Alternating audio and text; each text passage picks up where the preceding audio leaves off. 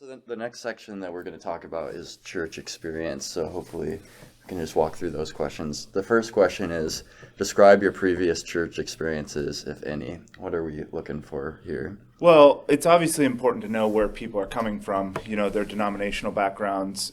We find that, unsurprisingly, each denomination has its own kind of fingerprint, its own emphasis, and sometimes de-emphasis. That there are things that the Baptist people are known for focusing on and not focusing on. Same with the Mennonites or the German Baptists or the Methodists, or where people are coming from does put a significant imprint on their formative years in their faith.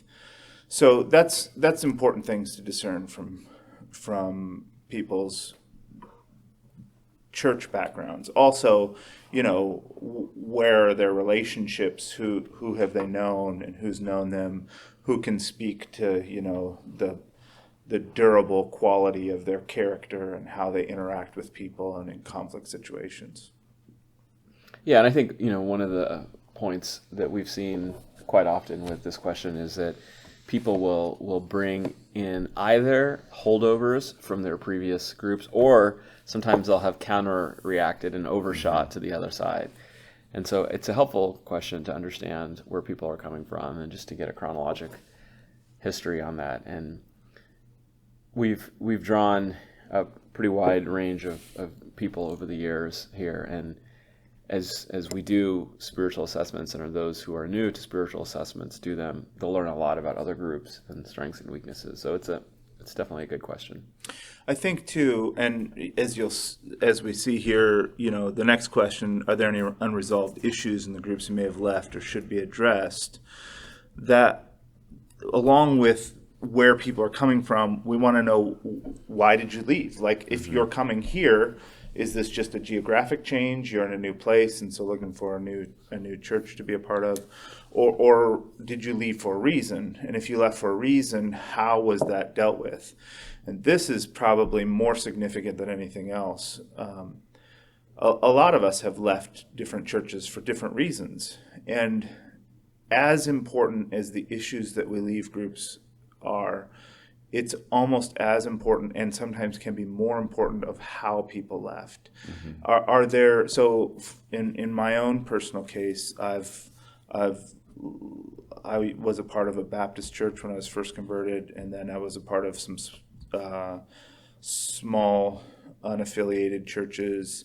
I was a part of some small communities, and then at least one large charity church.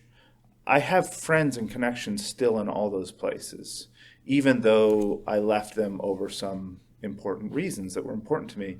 And it's not that everybody has to be able to do that, especially when you're young, and you get on fire for something and you kind of just make a splash and leave. That's understandable, but to be able to investigate and say, how did you leave? How did you deal with the conflict? How did you deal with the people that are there? And who's there on the other side of that issue that can speak to how that went down? Was it personable? Was it gracious? Were things dealt with kindness and truth and respect? Those are all important things to understand about people's church background, because we have problems sometimes here too, right?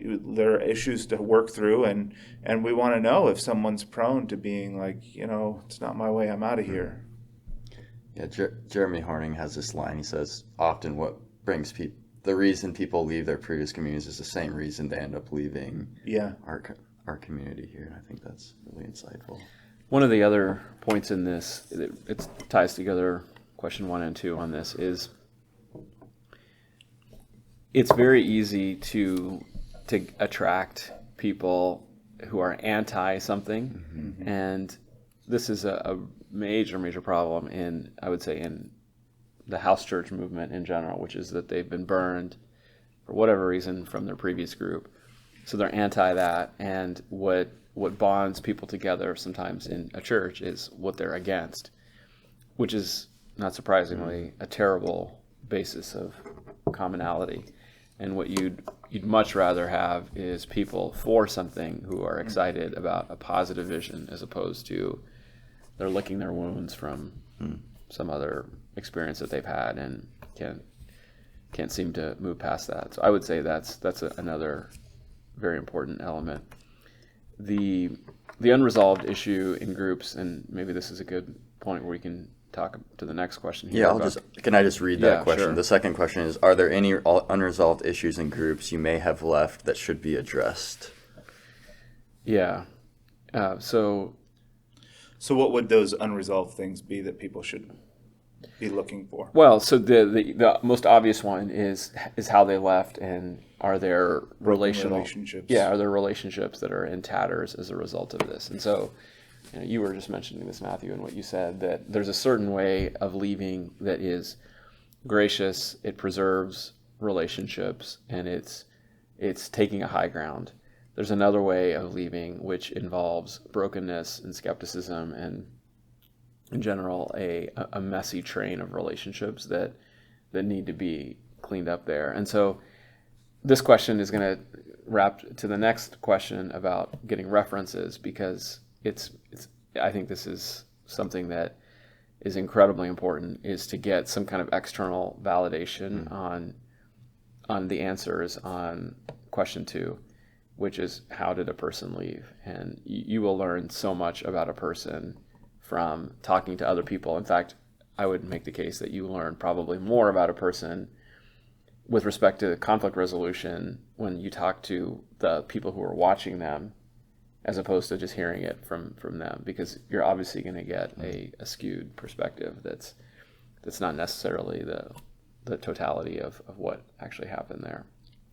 I would say too about that, the checking of references, we've failed dramatically in this regard in the past before in not checking references, because you sit down with somebody, it's a relationship that I've connected with, there's somebody I like and trust, and they give me their story about what happened, where they were coming from, and I'm automatically sympathetic. Like I understand the issues you have, I would have the same issues there, and so we don't, on a few occasions, we haven't bothered to check those references, and those have proven to be failures time and again. It really is very, very important to talk to somebody who is on the other side of that conflict and hear how it went.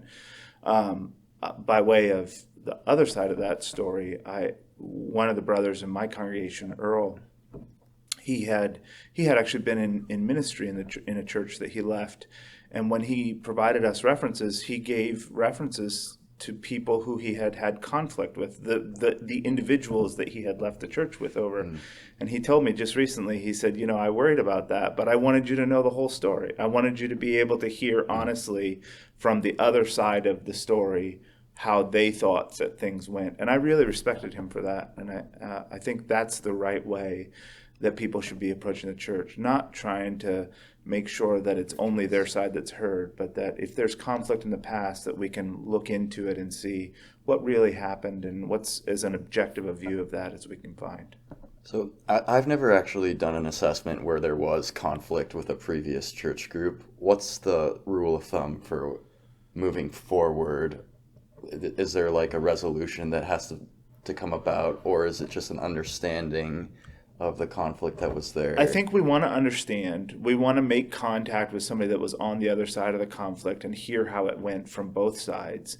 And if that looks really unsavory, if I was to call, say somebody comes from a mega church, and I call the pastor there, and they're like, yeah, that guy stood up on a Sunday and just screamed at all of us and told us we were all going to hell and walked out the front door. Well, that's not a good resolution. Right. We need to dig into that and figure out what's going on and why it went that way, and what's been done since then to try to clean up the mess. How have we reached back across the aisle and said, hey, I've grown. I wanna do better.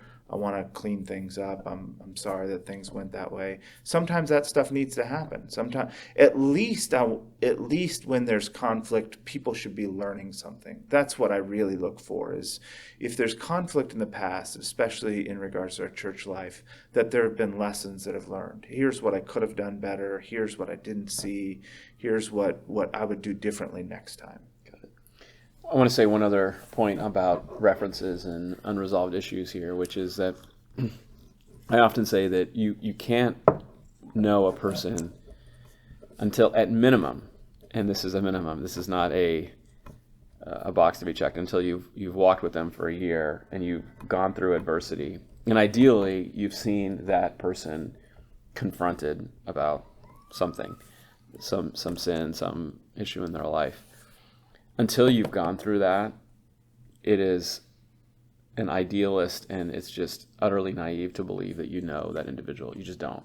And the sooner that we acknowledge that it just takes time to get to know people, the better off we'll be with respect to being wise about this spiritual assessment process. So how do you short circuit that? Well, you can't, but the next best thing is to talk to people who have walked with them for at least, as I said, more than a year through adversity, and have seen that individual challenged in a way that their sins have been called out. You will learn so much about a person through that. And so I would highly, highly, highly say that I highly recommend that this portion here is one of the most important parts of the whole spiritual assessment. And it takes a lot of time, and you've got to call and schedule and work with people there, but it is worth it. It is time very well invested. And you and I, Zach, have read this book, Great People Decisions, that is, I think, an amazing book for people who work in the business world. And he would go even further. So this is a book that is written by someone who places executives in companies. And he would say that if you only rely on the references that an individual provides you, well, you're probably going to be getting people that are more favorably disposed to that individual. So this is why your case there of Earl is a good counterexample to that. But in general, people are going to give references that are positive. Right? Like a letter of recommendation, kind of. Of course. And so what he would say is, get permission, but back channel. And it's okay to hear from other people, particularly as we often have networks and know people in different positions. I think it's fine to again, with the permission of the individual, to figure out a little bit more full of a picture there, and to hear the other side is so valuable. And there's that verse in the Old Testament that talks about how someone seems right when they speak until they're questioned by the other side, right? And that is just basic wisdom.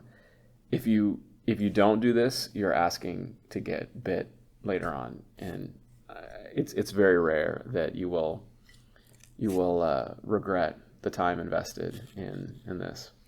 On the other side of that coin too, I think that even if we're not talking about conflict, even if everything's great, there's been, say this candidate has been born and raised in his local church, in his local congregation, his family's been there, he's well known, well received, well respected, to be able to reach out to his church and speak to his ministry and say, what were the things that you were working on? How have you seen him grow and develop? Do you have a sense for what his pastoral needs are? Like, to understand somebody from that side, and from their church's perspective, where they're at, where they've come from, and where they're going, is all very helpful for that, as that brother comes into our circles, our communion tables, to be able to know that there's a trajectory that they're on, that these are things that need support, that these are places where he's experienced victory and overcome things.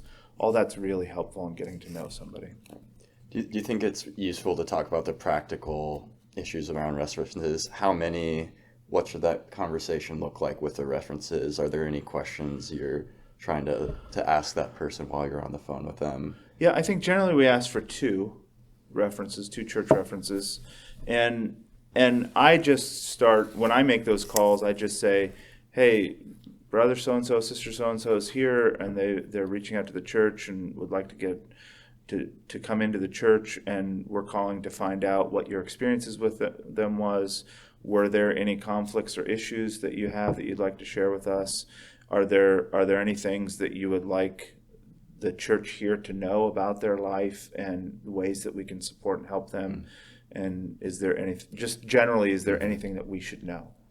You can actually use this spiritual assessment as you're not going to go through all these questions, obviously, but it's a good template. You can kind of do a flyover and say, do you have concerns about their marriage, about child rearing, about their own relationship with God, any ongoing sin issues. Like something like this is an excellent template. And like I said, with the caveat that you're obviously not going to spend 5 hours on the phone with someone doing one of these checks. But I think it's a good way to go there, just to get a baseline on where someone's at. Got it. And then I know that there are some circumstances where the references don't really apply with like a new Christian. Sure. So this isn't like you have to take it case by case. Yeah. A little bit as well. Yeah, somebody that's new to the faith Right. obviously doesn't have church background. Right. Or somebody that we've interacted with our community previously and have good ties with there. Anything else we want to mention about this section here? That I can think of. Yeah, I think that covers it.